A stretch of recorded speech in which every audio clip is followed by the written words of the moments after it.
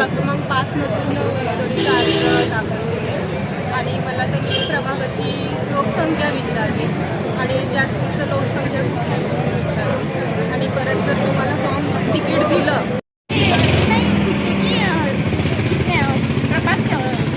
कितने मेंबर्स है ये मैंने बोला 36 सॉरी ठीक आहे ओके हां काय काय मुलाखतीला काय विचारलं? मला व्यवसाय काय आहे विचारलं, मग घरात माणसं किती आहेत विचारले, तुम्ही काय करताय विचारले आणि गेल्या वेळेला तुम्हाला किती मतदान पडलं हे विचारले. प्रभाग 5 म्हणून ओबीसी महिला म्हणून इच्छुक आहे.